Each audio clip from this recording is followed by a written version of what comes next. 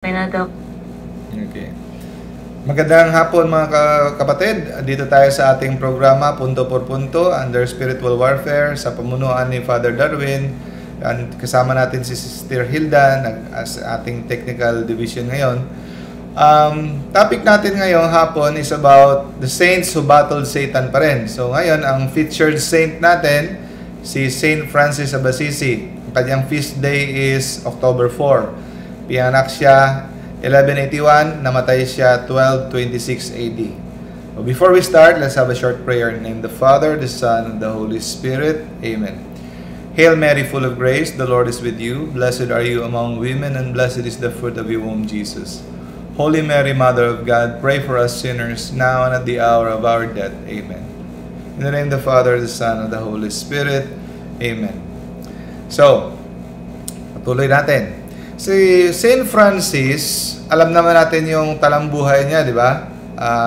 Siya ay nagbago nung siya ay nagkasakit, galing siya sa digmaan, tapos nakakita siya ng vision, and then yung vision niya o panaginip na nakita niya yung isang sirang simbahan na nasira, akala niya pinapaayos ng Diyos sa kanya, kaya inayos niya, pero yun pala, ang plano pala talaga ng Diyos ay ang buong simbahang Katoliko ay ang kanyang i-reform.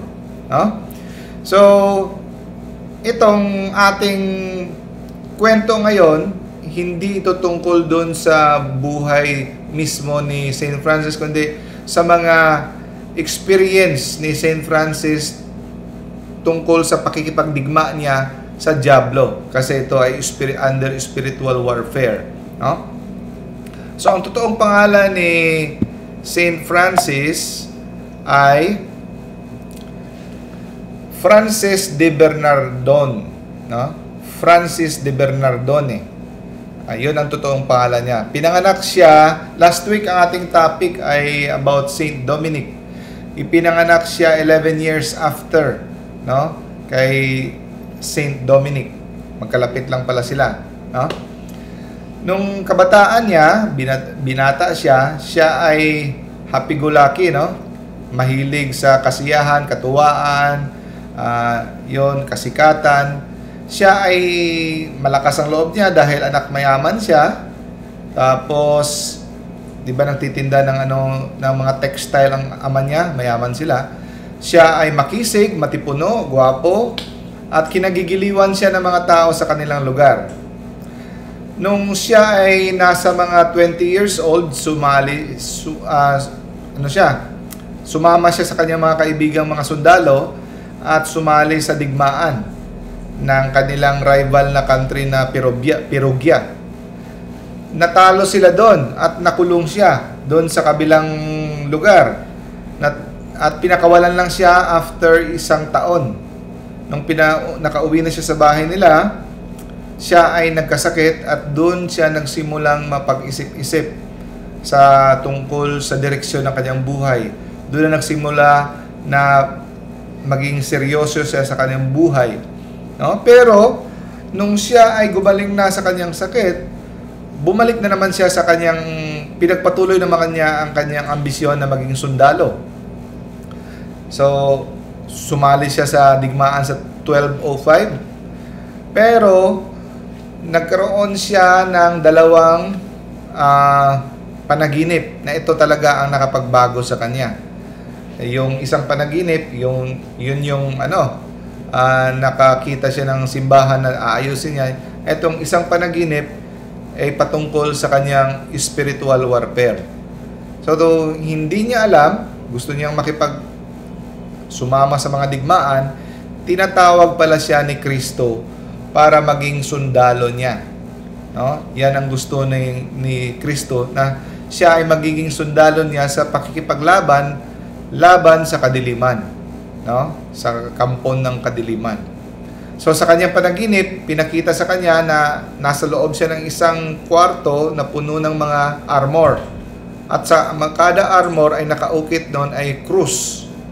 Tapos sabi ni Kristo sa kanya, yang mga sandata na yung mga armor na yan ay para sa iyo at para sa iyong mga sundalo. Yun ang sinabi sa kanyang panaginip. Doon, simula noon, nagsimula na siya magsaliksik sa kalooban ng Diyos sa pamagitan ng dasal at pagpupuasa. So hindi nagustuhan ng diablo ang ginawa niya na nagbalik loob sa Diyos, no?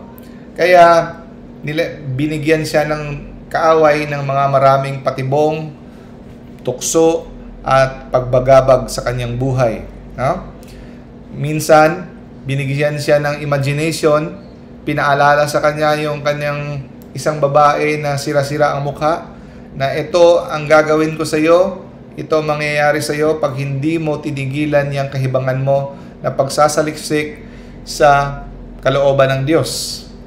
Pero ang ating Diyos ay hindi siya pinabayaan, parati siyang binibigyan ng grasya na para siya ay hindi madapa at parating panatag, no?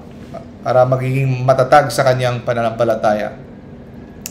Tapos sabi ni Kristo sa kanya, no? Kunin mo lahat ng mga kasiyahan sa mundo, yung mga walang kabuluhang kasiyahan, mga kabunduhan, mga temporaryong mga bagay, no? At ipagpalit mo. Pagpalit mo ito sa mga espiritual na bagay, no? Tanggapin mo ang lahat ng mga mapapait, no? Ang mga masasakit na mga bagay. Kung ano man, tanggapin mo ang lahat na ibibigay ko sa iyo na mga mahihirap at mapapait dito sa mundo, no? Sa halip na piliin mo yung mga matatamis na bagay sa mundo na ito, piliin mo ang mga ibibigay kasi yung mga mapait. At tratuhin mo, no? Ituring mo yung sarili na walang kwenta. Pagkatapos nun, kung gawin mo yon, kung tatanggapin mo lahat ng mga mahihirap na mga bagay galing sa kamay ko, ang lahat ng mga mapapait ay magiging matamis. Yan. Pag nagsimula ka pag marunong ka ng tumanggap ng lahat ng mga mahihirap, mga pagdurusa mula sa akin, darating yung panahon, ang lahat ng mga mapapait ay magiging matamis. So, pwede tayo maka-learn from dyan, mga kapatid, from St. Francis. Nag-i-storytelling tayo dito, pero along the way, yung mga karanasan ni St. Francis, pwede nating i-apply sa ating buhay. I'm sure makaka-relate tayo as we go along the way, no? And then, maraming mga tactics, dirty tactics ang demonyo. Pero sa kanyang pananampalataya, masigasig na pagdasal, sa mga penitensya, hindi siya pinababayaan ng Diyos. Sabi nga ng isang friar na eyewitness, si St. Francis parating inaatake ng kaaway, ng kalaban, lalo na pag siya ay nagdarasal na siya ay nag-iisa. Kasi pag nagdasal si St. Francis, pinipili niya pumunta sa simbahan mag-isa, pumunta sa mga lugar na mapag-isa para makapag-usap talaga siya, focus sa Diyos. At doon siya inaatake sa kanyang isipan. Doon siya binibigyan ng mga pag-iisip, mga nakakatakot at nakakasindak na sa isang ordinaryong tao ay hindi makakayanan ito. No, grabe ng mga nakakasindak na mga imagination ang binibigay sa kanya. Minsan hindi lang sa imagination kundi sa physical pa. Minsan pag nagdarasal siya sa isang simbahan, minsan gumuguho ang mga pader, no? Na para siya ay madaganan. Ganon katindi ang kanyang spiritual warfare.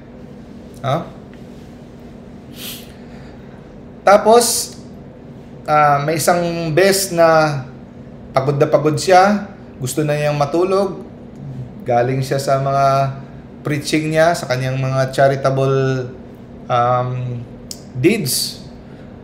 Gusto na niyang matulog pero hindi siya pinapatulog ng demonyo kasi inaatake ng mga nakakasindak. No? Imagine yung iba nagpapatiwakal na lang, no? Kasi yon ang mga iniisip ng mga depressed patients. Akala lang natin yung mga nagsusuicide dahil lang psychiatric ang problema nila. Pero karamihan yan it is because of sin in their life. Hindi nakapag-confess. So if hindi ka nakapag-confess, you're in the mortal sin, atakihan ka. Yan ang tatawag na demonic obsession. So karamihan sa mga nagpapatiwakal, nagsusuicide, may mga hindi na nila makayanan ang mga imagination na pumapasok sa isip nila. Kaya nagsusuicide na lang sila. Kaya hindi sapat na punta ka lang sa psychiatrist, inom ka lang ng gamot. Wala. Kasi pag spiritual ang reason yan, no, hindi psychiatric, and I'm sure most ng mga depression is 90%. Siguro may 10% na caused by organic, pero most is caused by spiritual, no? So, yun, grabe talaga ang atake sa kanyang isipan. Mga nakakasindak talaga na kilabot ng mga imagination, mga demonic. So, hindi na niya makayan. Sabi niya, on behalf of God Almighty, iniutusan ko kayo mga demonyo, gawin nyo na. No? Gawin nyo na lahat ng gusto nyo sa akin.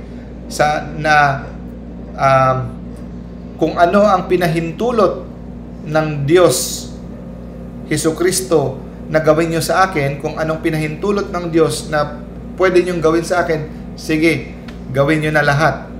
Handa akong magdusa kung ano man ang kanyang pinahintulot na gawin nyo sa akin. No? Kasi una sa lahat, ang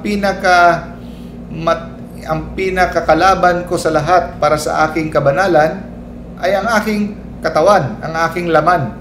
So kung sisirain nyo ang aking laman, para nyo na rin akong pinaghiganti laban sa aking sarili. Kasi yung sarili ko lang naman talagang laman ang aking kaaway. Diba?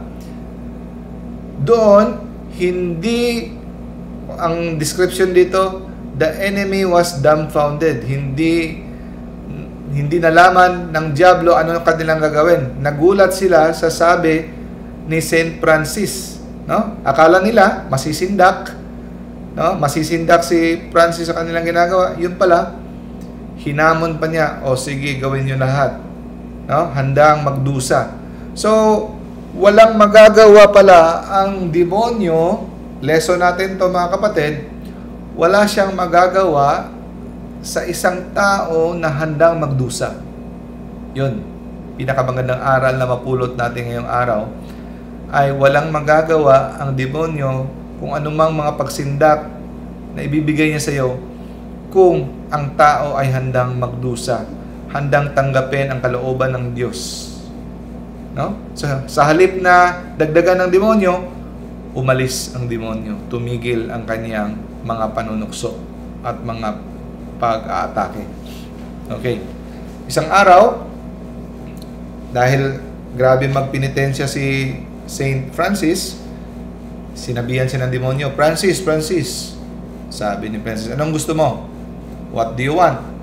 Sabi ng demonyo, alam mo ba na kahit anong makasalanan ng tao sa mundo ay kayang patawarin ng Diyos.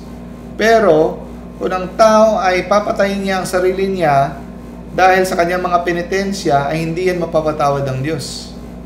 Dito na medyo naligalig ang si Saint Francis kasi parang nga no, sobrang penitensya ko, baka hindi na ito tama at mamamatay ako sa gutom o mapipinsala ang katawan ko, hindi ako mapapatawad ng Diyos. Naapektuhan si Saint Francis doon sa sinabi ng demonyo, pero pinatibay ang loob ni Saint Francis ng Diyos, no?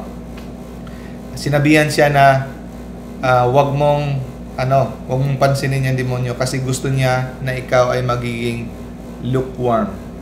Kaya mga kapatid, delikado talaga ang pagiging lukewarm. Yung aligamgam ka lang, hindi ka mainit, hindi ka rin malamig, maligamgam ka lang. Delikado yan. Kaya dapat tayo sisikapin natin parati araw-araw na magiging mainit tayo talaga. Nag-aapoy tayo sa pagmamahal sa Diyos. No? So kaya pinagpatuloy pa rin ni Saint Francis sa kanyang mga penitensya. So, nakita ng kalaban na hindi talaga umuubra ang kanyang mga taktika. Binigyan niya naman niya si Saint Francis ng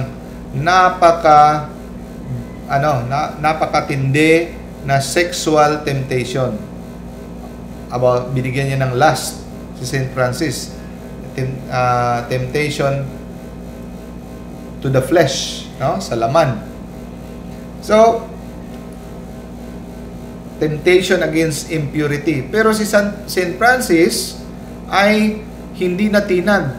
Hindi niya madadala sa sexual temptation si St. Francis dahil ito ay kanya ng pinaghandaan, no? Pero kahit pinaghandaan ni St. Francis, hindi pa rin nawawala sa isipan niya ang mga lustful thoughts ng mga babae, pinapalabas siya, bumalik ka na sa mundo, mag-asawa ka, kasi hindi ka nakatikim ng sexual pleasure, ganon. So, ang ginawa ni St. Francis para maibsan ang kanyang mga pinag-iisip ng mga sexual thoughts, tinanggal niya ang kanyang habito, at saka nagsimula niyang hinampas ang kanyang sarili ng lubid, ng tali. Hindi pa rin nawala ang mga iniisip niya kahit sinasaktan na niya ang sarili niya. Lumabas siya sa snow na walang damit, no? Hanggang bewang ang lalim ng snow. Isipin mo, ang sobrang lamig yan, parang mamamatay ka. So, doon, gumawa siya ng malaking snowball at nilagay niya sa harap niya, 7 snowball. Sinabi niya, o yan, isipin mo, yan ang asawa mo, yan ang mga anak mo, pakainin mo. Saan ka kukuha ng pangpakain sa kanila? Babalik ka sa syudad at magtrabaho. So iwan mo to. So, yan ang mapapala mo kung gusto mong mag-asawa. Yun ang kanyang ginawa, no? Para mawala ang kanyang isip sa mga matitinding sexual thoughts. Dahil doon, nakita ng demonyo na wala talaga siyang mapapala kay St. Francis, umalis siya, no? Umalis siya at agad-agad natigil ang matinding pagnanasa at sexual temptation sa kanyang isipan, no? So hindi lang yung ordinaryong sumasagi lang sa isip mo, grabe talaga, no? Na mga vision, hallucinations ang pumapasok sa kanya. Dahil doon, lumisan ang demonyo sa kanya at siya ay pinuri niya ang Diyos. Okay.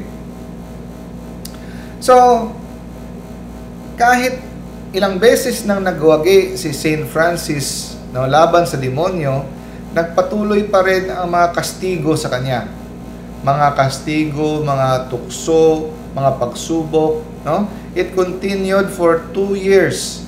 Luhaan na si St. Francis, puno na siya ng pighati, kalungkutan, dahil sa kanyang mga pagsubok na daanan. Pero, ito ay pinaintindi ng Diyos sa kanya na ito ay pinapahintulutan na madanas ito ni St. Francis para siya ay mabigyan ng mas higit na kaluwalhatian na korona pagdating niya sa langit. So, sa langit mga kapatid, hindi parehas ang ating mga gantimpala.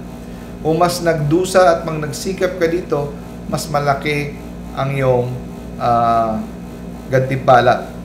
Pero alam ko yun, ang iniisip ng iba, ay wala kang pakialam kahit maliit lang ang gantimpala ko sa langit. Basta mapunta ako sa langit. Mali po yan. Huwag daw tayong magnais na makaapak lang ng langit. Ang nanaisin daw pala natin ay makatanggap tayo ng malaking gantimpala dahil ibig sabihin malaki ang pagmamahal mo sa Diyos. Kasi pasang-awa lang gusto mo, makatapak ka lang sa langit, yun lang. Ibig sabihin, kinukwentahan mo ang Diyos at ang pag-ibig mo ay hindi talaga totoong pag-ibig na humahangad ng pagmamahal sa Kanya ng lubos-lubos, no? Nilalagyan mo ng limit ang pagmamahal mo sa Diyos. Sabi ni Lord, love God with all your heart, all your mind, and with all your strength, no? So nagpatuloy ito ng 2 years, no? 2 taon. Tapos isang araw, binigyan siya ng reassurance ni God. Sabi ni God sa kanya, Francis, kung meron ka man lang faith, no? Pananampalataya, kasing laki ng liso ng mustasa, pwede mong sabihin sa bundok na lumipat ka. Umalis ka sa harapan ko, lumipat ka. Kinote ni God yung Matthew chapter 17 verse 20. Ang sagot ni St. Francis, Lord, anong bundok ba ang gusto mong ilipat ko? Sagot ni Lord, alam mo ba kung anong bundok ang gusto kong ilipat mo? Gusto kong daigin mo ang mga temptation. So, yan pala mga kapatid ang ibig sabihin ng verse na yan. Yung if you have faith, you can say to this mountain, remove, no? Remove yourself and transfer to other place, no? So, ang ibig palang sabihin yan mga kapatid, ang mountain na yan ay ang mga temptation sa buhay natin. Yung lahat ng mga kaharap natin ng mga tukso, ng mga challenges, no? Trials, problems. So, lahat yan, pag may faith tayo kay Lord, kaya nating lampasan yan. So, hindi pala yan ibig sabihin na literal na sabihin mo sa bundok, umalis ka, gumawa ka ng mga kung ano-anong milagro. Ang pinakamalaking milagro ay malampasan natin ang mga pagsubok na nagabundok sa harap natin ng mga pagsubok. Oh? So, pagkatapos doon, luhaan sumagot si St. Francis na mangyari sana sa akin, Panginoon, ayon sa iyong kagustuhan. Dahil doon, ginantimpalaan ng Diyos, tumigil ang lahat ng mga panunukso sa Kanya at nakapagpahinga ang Kanyang kaluluwa. No? Right away, all the temptation was driven away. He was set free and completely at rest in his soul. Bakit? Dahil sa Kanyang pag-alay ng Kanyang sarili. Kasi napakatamis talaga sa mata ng Diyos, sa Kanyang tenga, pag ating ipinaubaya ang ating sarili sa Kanyang kalooban. Kaya na sinabi ni Mama Mary, no? Do unto me according to your word. So, pag marunong tayong magsabi niyan na buong puso, taos puso nating naintindihan ang sinasabi natin na gawin mo sa akin, Lord, ayon sa iyong salita, kung ano man ang plano mo, doon pinahinga siya sa kanyang mga maraming pagsubok at mga panunukso. Okay. Nung nagsimula si St. Francis na nung nagsimula siyang magbalik loob sa Diyos, sinikap niyang magpenitensya. Ganong katindi ang penitensya ni St. Francis na iniwan niya ang mga karangyaan at mga worldly comforts, no? Ang mga kaginhawaan sa buhay. So kahit na unan, hindi na siya gumagamit ng unan. Ganon katindi ang kanyang pagsikap na iwanan ang mga kaginhawaan sa buhay.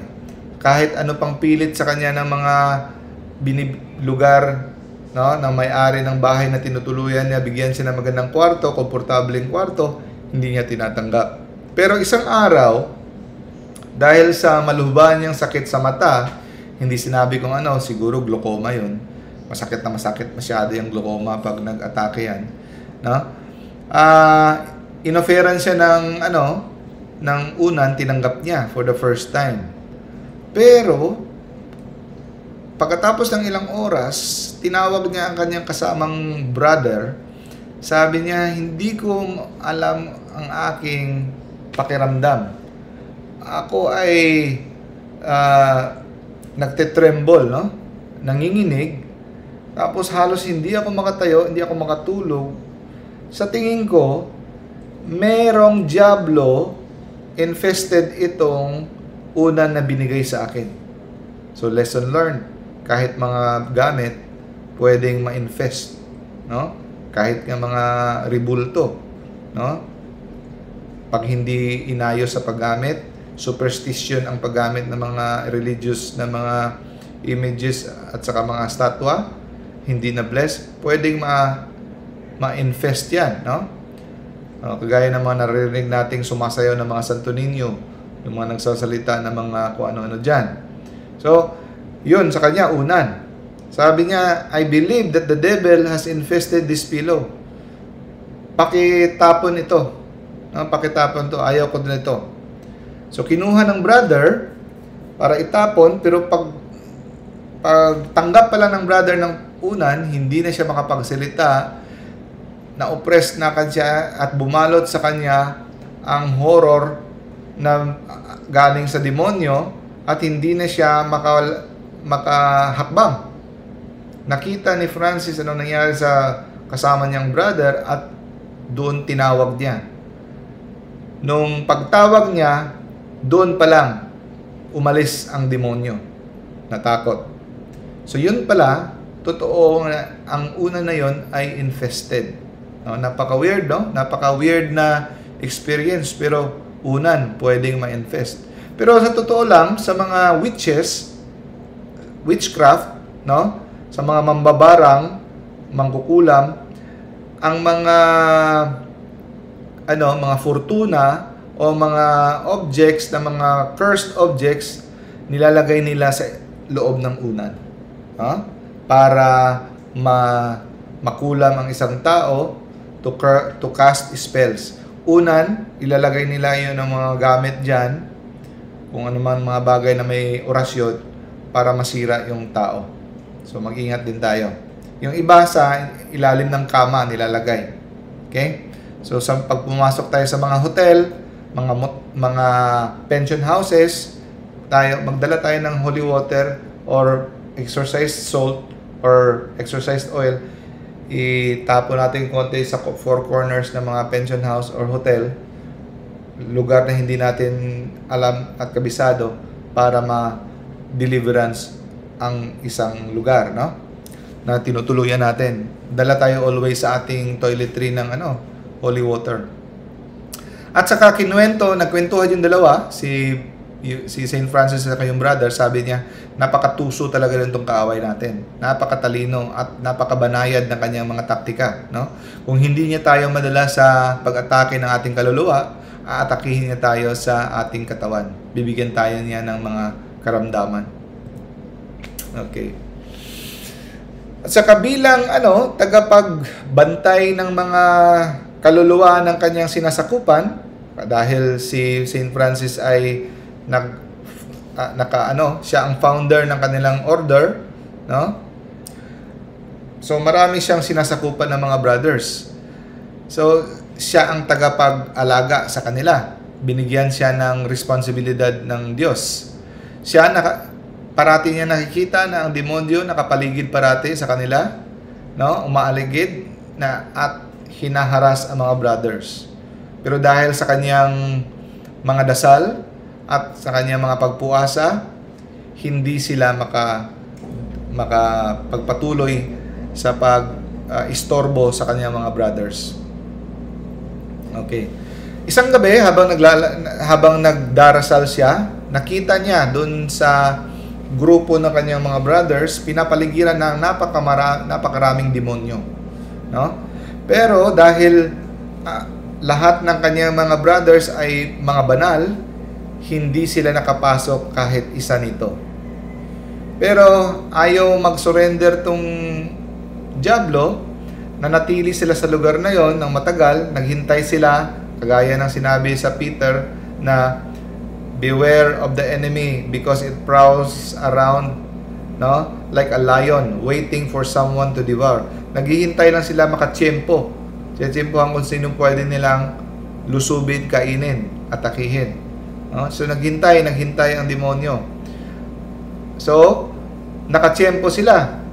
Nakita nila ang isang brother, hinimok nila sa paraan ng kanyang isipan, na hinimok nilang magalit ang isang brother sa kanyang kasamahan na brother. Siguro may nagawang mali ang isang brother dati, pinaalala sa kanya ang ginawang mali. So, yung isang brother na kumbinsi siyang magalit sa kanyang puso, at nagsimula siya mag-isip na gumawa ng imbentong mga salita para makapaghiganti sa kanyang isang kasamang brother. Doon, natuwa ang demonyo kasi nakita siya ng chance, no? Nakita siya ng paraan kung saan makapasok. Agad-agad, pumasok dahil sa galit sa kanyang puso na may pag-iisip na paghihiganti, no? Nakatsyempo ang demonyo kung saan siya papasok. So, lesson learned mga kapatid. Sa spiritual deliverance and exorcism, parati namin pinapaalala sa mga pasyente na kung meron ka mang kinakagalitan sa iyong puso, patawarin mo na. Isama mo sa kumpisal, patawarin mo na kaagad siya kasi doon kakapit ang demonyo, doon siya papasok. At saka matatagalan na mapaalis ang demonyo sa mga possessed pag sila ay meron pang kinikimkim na galit sa kanilang puso, sa kanilang kapatid. So ito yung nakitang tiyempo ng demonyo na makapasok siya. Pumasok sa leeg, no? Through the brother's neck, doon pumasok. Ito lahat ay nakita ni Saint Francis. Kaya tinawag niya ang kanyang brother, sabi niya, sabihin mo nga sa akin tungkol sa iyong kinikimkim na galit laban sa iyong kasama. No? Tapos, kasi dahil sa iyong galit, nakapasok ang demonyo sa iyo. Yun. Doon nagimbal ang brother dahil akala niya nakakapagbasa ng isipan si Saint Francis, no? Kaya doon sinabi niya lahat ng totoo, nagkumpisal siya, nagsisi siya sa kanyang kasalanan na pagkimkim ng galit at paghihiganti, sa pag-iisip na paghiganti sa kanyang kapatid. Doon. Pagkatapos doon niya magkumpisal kay Saint Francis, no? Inabsolve siya ng kanyang kasalanan at doon pinalayas ang demonyo. Agad-agad umalis ang demonyo. Nagpasalamat yung brother, yung friar, sa kay Diyos at sa kay Saint Francis. Mula doon nanatili siyang banal hanggang sa kanyang kamatayan. Okay. Isang brother matakotin sa demonyo, no? Mabait, banal, pero ang weakness niya ay matakotin siya sa demonyo na pag sumasapit na ang dilim, gabi, takot na siya. At hindi na niya makayanan, humingi siya ng permiso sa kanilang superior na si Saint Francis na magpasama siya, no? Sa kanyang kwarto pag siya natutulog. Pwede siyang samahan ng kasama niyang brother kung pwede. Anong sagot ni Saint Francis? Sabi, napakahina mo namang tao, no? Hindi mo ba alam na ang ating kalaban, ang dyablo, ay duwag? Duwag at walang kwenta. Hindi mo ba alam yan? Na ang kapangyarihan ng ating kaaway ay pinamamahalaan ng Diyos. No? Lahat ng gagawin ng dyablo ay may pahintulot sa Diyos. Kung hindi pa pahintulutan ng Diyos, wala silang magagawa. No? So, para mapatunayan mo ito, inuutusan kita, umakyat ka mamaya ang gabi sa tuktok ng bundok. No? Sa kadiliman ng gabi, umakyat ka doon mag-isa. At pag dumating ka na doon, sumigaw ka sa napakalakas na boses, isigaw mo, sabihin mo, mga mayayabang na mga demonyo, lumapit kayo sa akin. At gawin nyo ang lahat ng gusto nyo sa akin. No? Gawin nyo na lahat. Ipalabas nyo na ang lahat na galit sa akin. No? Yun. Naghintay kahit na takot ang brother, sinunod niya pa rin ang utos ng kanilang superior na si Saint Francis. Pagdating niya doon, ginawa niya yung pinasabi sa kanya na sumigaw ng ganon, gawin yung lahat sa akin. Pero siya ay nabigla na walang lumapit ni isang demonyo sa kanya. No? Mula noon, na kumbinsi na siya na hindi na siya dapat pala matakot. Kasi ang mga demonyo ay hindi makagalaw kung walang pahintulot sa Diyos. At sila, sa totoo lang, ay duwag. At sila ay lumalakas lamang ang loob pag ikaw ay takot sa kanila. Okay. May isang karanasan si St. Francis na nakakuha siya ng aral. Isang araw, dumating sila sa isang bahay ng isang tao na banal, pero may problema siya kasi ang asawa niya ay sinapian ng demonyo. Humiling sila na paalisin ang demonyo. Kaya lang maraming tao doon sa bahay na yon, maraming bisita.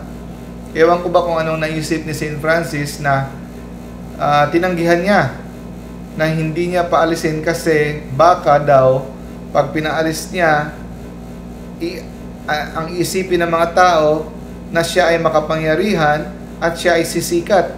At ayaw niyang maging ito ay sanhi na magiging mayabang siya at siya ay magkakasala na magiging proud. No? The sin of pride, vainglory, ayaw niya. Tinanggihan niya. Pero dahil sa pagmamakaawa, pagpupursige ng mga brothers na kasama niya at nung host, no?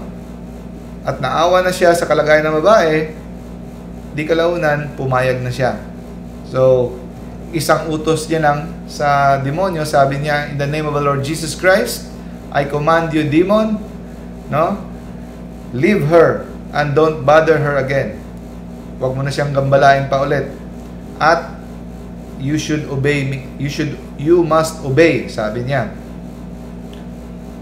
Agad-agad umalis ang demonyo, no? Umalis siya na sa babae bilang with a beastly roar, no? Malahalimaw na tinig. Doon natanto ni St. Francis, doon niya naisipan na mali pala ang ginawa niyang pagtanggi sa una. Mali pala yung naisip niya na baka maging mayabang siya dahil sisikat siya kasi nakita nila na palabas ang demonyo. Kasi ang una sa lahat, hindi naman niya kapangyarihan ang nagpapalabas sa demonyo, kapangyarihan ng Diyos. At ang pinaka-importante pala sa lahat ay makatulong doon. So kung nagdududa, lesson sa atin, nagdududa ka, kung anong pinaka-importante, unahin talaga natin na makatulong sa mga naghihirap nating mga kapwa.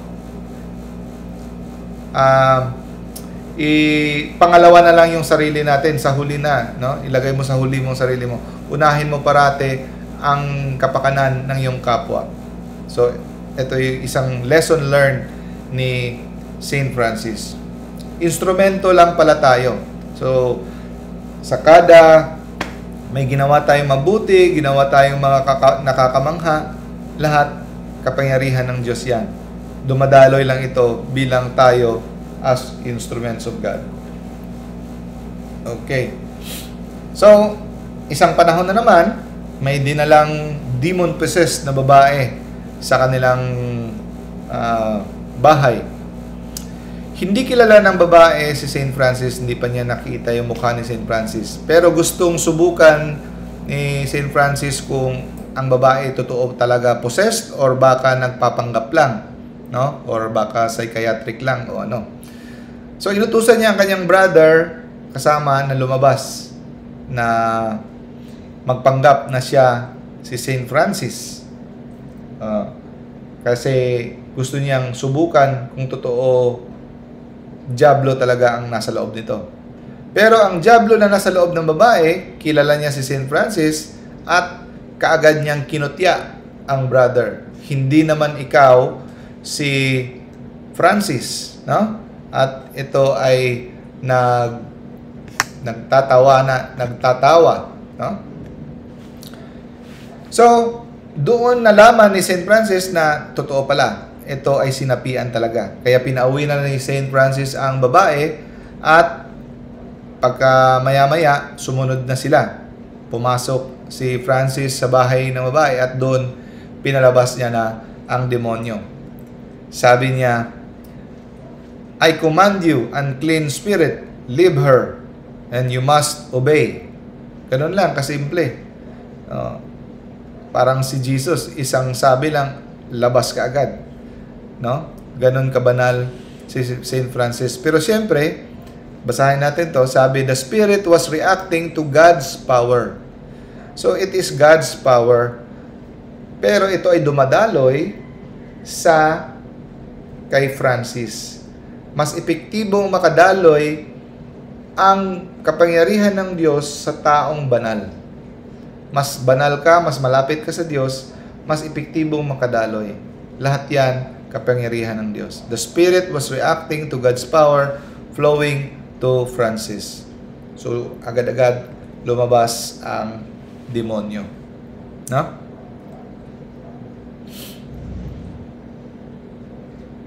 So, last na karanasan ni St. Francis. Ito naman ay mapatunayan din na ang pagiging epektibong instrumento ni St. Francis ay kaya niyang italaga, no? Pwede niyang italaga sa kanyang kasamang brother kahit wala siya doon. So, ganun na siya kabanal na kahit ibigay niya ang kanyang responsibility, ang grasya ng Diyos, ang kapangyarihan ng Diyos, dadaloy ito kahit sa kanyang brother, kahit hindi siya mismo ang gagawa. Pero, kung siya ang nag-utos. So, kahit wala mismo yung presensya niya, magbibigay siya ng representante, dumadaloy pa rin ang kapangyarihan ng Diyos sa kanyang representante. Ganon ka-epektibo, no, ang kanyang intercession. Okay, isang araw, pumunta siya sa isang lugar, no, sa isang syudad. Yung syudad na yon ay nasa bingit ng digmaan. Parang nang magkakaroon ng civil war, no? Nakikita niya na ang mga demonyo ay nagbubunyi. Nakikita sa kalayuan ng syudad, nakikita ni St. Francis sa loob ng syudad, nagbubunyi ang mga nagsasaya ang mga demonyo kasi hinihimok nila ang mga tao doon na magsakitan sa isa't isa. So, malapit nang sumiklab ang parang civil war sa loob ng syudad na yon. So, anong ginawa ni St. Francis? Tinawag niya ang kanyang kasamang brother. Sabi niya, pumunta ka, no? Go before the city. There on the behalf of the Almighty God, command the demons to leave it as quickly as possible. No? Pumunta ka doon sa syudad, no? At tawagin mo ang ating Panginoon at utusan mo ang mga demonyo na umalis, no, agad-agad ngayon din. So sinunod siya ng kanyang brother at pagdating doon, sinunod niya ang sinabi ni Francis. At doon kaagad-agad, no? Sabi niya, on behalf of God and by the order of our Father Francis, by the order of our Father Francis, depart and go far away from here, all of you demons. So, pagkatapos noon, naging mapayapa ang lugar. Nagtaka sila na hindi na sila galit sa isa't isa. No? At ang kapayapaan ay bumalik sa syudad na yon. The peace was restored to the city and just laws were observed, resulting in great tranquility. Anong lesson makukuha natin dito, mga kapatid? So, sa mga lugar na hindi natin maunawaan kung bakit parating nag-aaway, kahit yung mga kaguluhan sa ating bansa, sa ating syudad, mga kaguluhan, krimen, pwede nating idulog sa Diyos. Kasi malaki ang posibilidad na ito ay pakana ng demonyo. Kahit sa loob ng ating pamilya, sa ating trabaho, sa ating paaralan, no? May isang school, college, no, university, na nagtataka sila parating nag-aaway ang mga faculty, mga madre. Tumawag sila ng exorcist, sinubukan nilang ipa-exorcise ng mga faculty. No, ilang taon na hindi masolve-solve yung parating pag-aaway. After the exorcism, biglang nagkaayos na, wala nang away-away. So, yung mga kaguluhan sa ating bansa, sa ating syudad, mga kriben, mga sa ating loob ng bahay, mga hindi pagkaunawaan, makakatulong mga kapatid, parati tayo mag-pray ng mga deliverance prayers, no? Spiritual warfare prayers.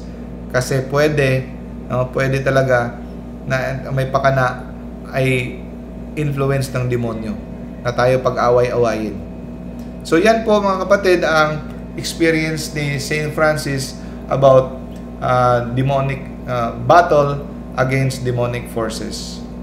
So I hope meron tayong mga napulot na mga aral na pwede tayong makapag-relate sa mga experiences ni Saint Francis na pwede nating i-apply sa ating buhay. With that, God bless you all and see you all next week. Bye!